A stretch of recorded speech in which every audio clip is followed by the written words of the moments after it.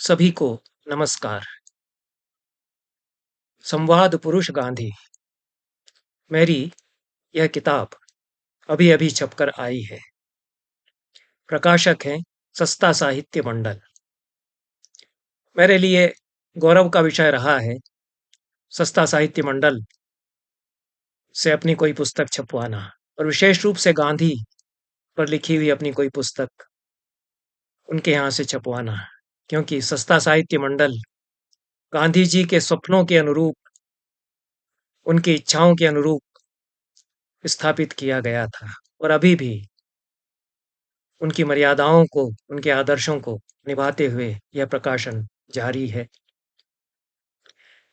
यह पुस्तक गांधी को अपने समय में समझने का एक बहुत ही विनम्र प्रयास है और छोटा-सा प्रयास है। एक बार फिर से चर्चा गांधी पर हो और उनके बारे में जो कुछ कहा जा रहा है उसकी भी पड़ताल हो, सच की पड़ताल हो, सच्चाई सामने आए और जो कुछ तस्वीर धुंधली की जा रही है, कुछ कीचड़ उछाल कर, कुछ झूठ के अंबार लगाकर उसको भी साफ किया जाए। मैं विशेष कुछ न कहकर प्रकाशक की ओर से जो वक्तव्य है, मैं यह मानता हूं कि सस्ता साहित्य मंडल की सुयोग्य सचिव और हिंदी साहित्य की आचार्य प्रोफेसर रीता रानी पालीवाल के द्वारा यह टिप्पणी लिखी गई है प्रकाशक की ओर से, उसको मैं पढ़ूंगा और उसके पश्चात दो शब्द इस पुस्तक के बारे में इसकी भूमिका के पाठ के साथ कहूंगा। प्रोफेसर त्रिपाठी की यह पुस्तक गांधी को उनके समसामयिक और परवर्ती सामाजिक, राजनीतिक, सांस्कृतिक गतिविधियों के संदर्भ में जांचती परखती है। इस प्रक्रिया में यह गांधी विषयक ऐसी अनेक घटनाओं, प्रसंगों और संदर्भों से पाठकों का परिचय कराती है जो हमें अत्यंत आह्लादित, विस्मित और प्रभावित करते हैं। जैसे गांधी से भारतीय परिवारों को मिली संगीत और कला की समझ, गांधी का चार्ली चैपलिन से संवाद, गांधी द्वारा हिटलर को लिखे गए पत्र। गांधी द्वारा हिटलर को लिखे गए पत्रों को, यह कोट अनकोट है, अहिंसा के दूत के रूप में गांधी का अंतिम प्रयास मानते हुए त्रिपाठी जी उनकी तुलना कृष्ण के युधिष्ठिर के शांति दूत के रूप में दुर्योधन के पास जाने के प्रसंग से करते हैं। महावीर और बुद्ध के सत्य अहिंसा संदेश का गांधी द्वारा औपनिवेशिक दासता से मुक्ति के अस्त्र के रूप में उपयोग, संभव असंभव औपनिवेशिक दासता से मुक्ति के अस्त्र के रूप में उपयोग के संभव असंभव पक्षों पर विचार करने के साथ ही यहाँ प्रोफेसर त्रिपाठी ने आधुनिक संस्कृत साहित्य में गांधी संबंधी लेखन से हिंदी पाठकों को परिचित कराया है। इस तरह औपनिवेशिक मानसिकता से फैलाए गए दुष्प्रचार की उस साजिश का खुलासा किया है जिसके द्वारा संस्कृत को अतीत की भाषा ठहरा दिया गया था। इस पुस्तक में 9 अध्याय हैं। 9 अध्यायों के शीर्षकों को ही मैं पढ़ूंगा जिससे कुछ आभास इसकी विषय वस्तु का आदरणीय श्रोताओं को, प्रेक्षकों को हो सके। गांधी की संवाद साधना पहला अध्याय है। गांधी की सत्य साधना, असंभव का स्वप्न दूसरा। घर घर में गांधी, घर के बाहर गांधी तीसरा। गांधी के शत्रु, ब्रैकेट में प्रश्न चिन्ह के साथ, क्योंकि गांधी का कोई शत्रु था नहीं। गांधी के शत्रु प्रश्नवाचक चिन्ह सहित गांधी के संगी साथी चौथा अध्याय है। गांधी का स्वराज और रामराज पांचवा। गांधी पर एक कहानी, एक कविता छठा। संस्कृत साहित्य में गांधी सातवां। गांधी पर संस्कृत कविताएं हिंदी अनुवाद आठवां। गांधी आज प्रासंगिक क्यों है, ये 9वें अध्याय का शीर्षक है। मैं इस पुस्तक की भूमिका का एक अंश भी पढ़ देता हूं।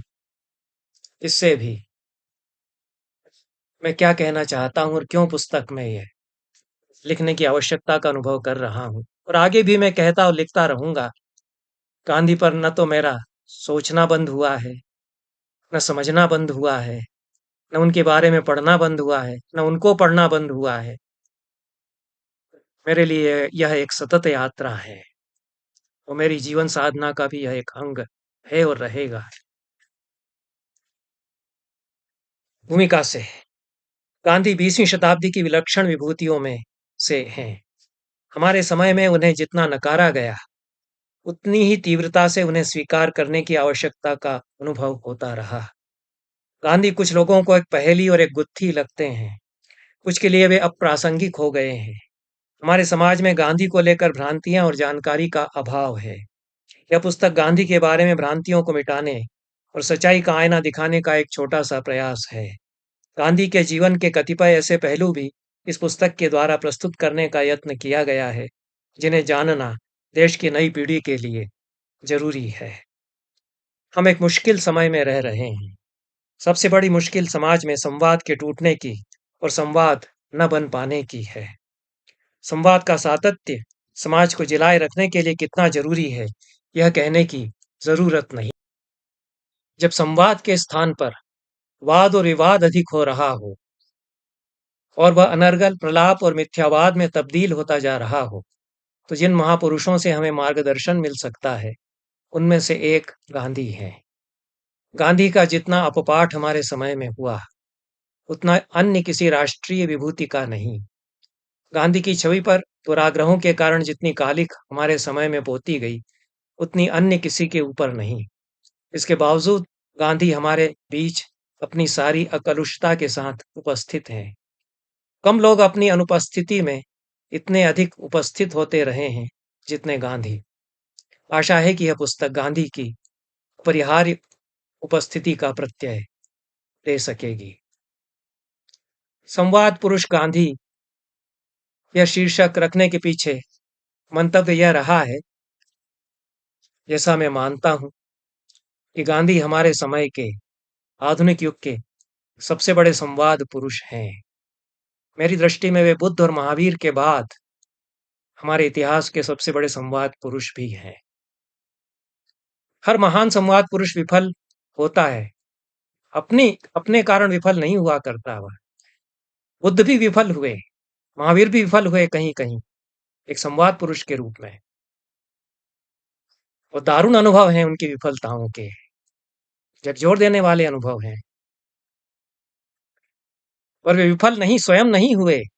विफल इसलिए कहे गए कि समय उनके साथ नहीं चल पाया, उनके समय का समाज उनके साथ नहीं चल पाया, असफल रहा समाज। गांधी की विफलता नहीं है, हमारी हमारे समाज की विफलता है कि उन्हें समझने में, जो बार बार कह रहे थे उनको सुनने में, कोई कान बंद कर लेता है, मुंह मोड़ लेता है कि नहीं ही सुनेंगे। जो हत्यारा उसके पास पहुंच रहा है हथियार लेकर के, उससे वो कह रहे हैं कि आओ थोड़ी देर बात करते हैं, तो एक हत्यारा तो बात करता है दक्षिण अफ्रीका में, दोनों में इतना प्रेम हो जाता है। एक दूसरा हत्यारा आता है, उसे भी वो कहते हैं कि मिल करके बात करेंगे।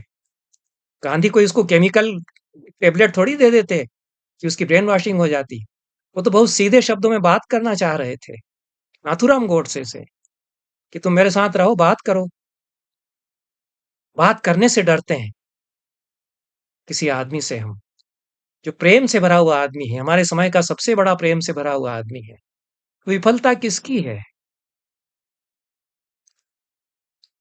इस उम्मीद के साथ कि इस पुस्तक से जो प्रश्न उठाया गया है उस पर विचार करना चाहेंगे लोग। यदि नहीं ही चाहते हैं विचार करना, सोचना ही बंद कर देते हैं, दिमाग के दरवाजे ही बंद कर लेते हैं, ताले लगा लेते हैं कि नहीं सोचेंगे, तब तो ठीक है। फिर भी उम्मीद है, क्योंकि गांधी हमारे समय हमारे बीच उम्मीद की एक किरण की तरह हैं। नमस्कार।